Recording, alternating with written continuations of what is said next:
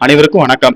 சற்று முன் வெளியான முக்கிய அறிவிப்பும்படி தமிழகம் முழுவதும் இன்று வெளியான முக்கிய அதிரடி அறிவிப்புகள் என்னென்ன என்பதை பற்றி விரிவாக நம்ம இந்த வீடியோல பார்க்க போறோம். வீடியோவை கடைசி வரைக்கும் ஸ்கிப் பண்ணாம பாருங்க.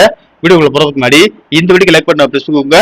இப்போ அந்த சேனலுக்கு முதன்முறை வரீங்கன்னா சப்ஸ்கிரைப் பட்டனை பிரஸ் பண்ணுங்க. அப்படியே பக்கத்துல இருக்கக்கூடிய பெல் ஐகான் பட்டனை பிரஸ் பண்ணுங்க. வாங்க வீடியோக்குள்ள போகலாம்.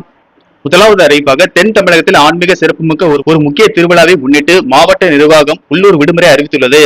தென்காசி மாவட்டம் சங்கரன் கோவில் அருள்மிகு சங்கர நாராயணசாமி திருக்கோவில் ஆடித்த பசு திருவிழாவை முன்னிட்டு வரும் 28/7/2026 அன்று தென்காசி மாவட்டம் முழுவதும் உள்ளூர் விடுமுறை நாளாக அறிவித்து மாவட்ட ஆட்சியர் ரஞ்சித் சிங் உத்தரவிட்டுள்ளார். பள்ளி மற்றும் கல்லூரியில் நடைபெற்று வரும் முக்கிய தேர்வுகளில் இடையூறு ஏற்படாத வகையில் இந்த விடுமுறை அறிவிக்கப்பட்டுள்ளது.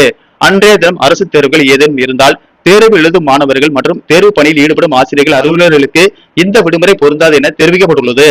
அடுத்த அறிவிப்பாக தமிழ்நாட்டில் ரேஷன் கார்டு வைத்திருக்கும் அனைவரும் கட்டாயம் பயோமெட்ரிக் பதிவு செய்ய வேண்டும் என்று தமிழக அரசு கேட்டுக் கொண்டுள்ளது. முதியோர் மற்றும் குழந்தைகளுக்கு ஒரு முக்கிய அப்டேட்டை அரசு கொடுத்துள்ளது.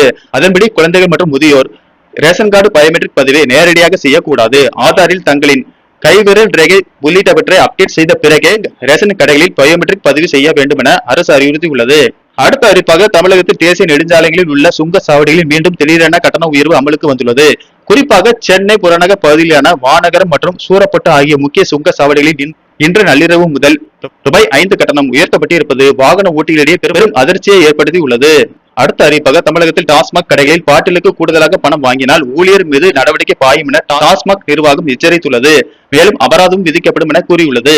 அடுத்த அறிவிப்பாக ஆகஸ்ட் 3ஆம் தேதி தமிழக முதல்வர் விஜய் கர்நாடகா செல்வது தொடர்பான தலைமை செயலகத்தில் இருந்து அதிகாரப்பூர்வ அறிவிப்பு வரும் என்று வேளாண் துறை அமைச்சர் வினோத் கூறியுள்ளார். அடுத்த அறிவிப்பாக சென்னையில் எஸ்பி வங்கி மேலாளரின் கன்னத்தில் முன்னாள் மத்திய அமைச்சர் மு.க. அழகிரி மகள் கயிர்வலி அடைந்த சம்பவம் பரபரப்பை ஏற்படுத்தியுள்ளது. இது தொடர்பாக சிசிடிவி ஆதாரத்துடன் கொடுக்கப்பட்ட புகாரின் பேரில் வழக்கு பதிவு செய்யப்பட்டுள்ளது. அடுத்த அறிவிப்பாக கோயில்களில் கொடிமரம் பிரதிஷ்டை செய்ய ஆணையரிடம் 15 நாட்களுக்கு முன்பு அனுமதி பெற வேண்டும். முற்றிலும் விதிகளின்படியே கொடிமரம் அமைக்கப்பட வேண்டும் என்பது உள்பட பல்வேறு வழிகாட்டு நெறிமுறைகளை இந்து சமய அறநிலையத்துறை வெளியிட்டுள்ளது. அடுத்த அறிவிப்பாக தமிழக கடலோர பகுதியில் கீழ்மட்ட வளிமண்டலத்தில் பலவீனமான காற்றழுத்த தாழ்வு பகுதி நிலவுகிறது. இதன் காரணமாக இன்றும் நாளையும் தமிழகத்தில் மேற்கு தொடர்ச்சி மலை மாவட்டங்களில் ஓரிரு இடங்களில் இடி மின்னல் பலத்த காற்றுடன் லேசானது முதல் மிதமான மழை பெய்யக்கூடும் என்றும் தமிழகத்தில் மற்ற பகுதிகளில் ஓரிரு இடங்களில் லேசான மழை பெய்யக்கூடும். தமிழகம் புதுச்சேரி காரைக்கால் பகுதிகளில் ஓரிரு இடங்களில் இன்று அதிகபட்ச வெப்பநிலை வழக்கத்தை விட 7 டிகிரி பாரன்ஹீட் வரை அதிகரிக்கக்கூடும். சென்னை புறநகர் பகுதிகளில் வானம் ஓரளவு மேகமூட்டத்துடன் காணப்படும் என்றும் நகரின் ஒரு சில பகுதிகளில் லேசான மழை பெய்ய வாய்ப்புள்ளது. நன்றி, வணக்கம்.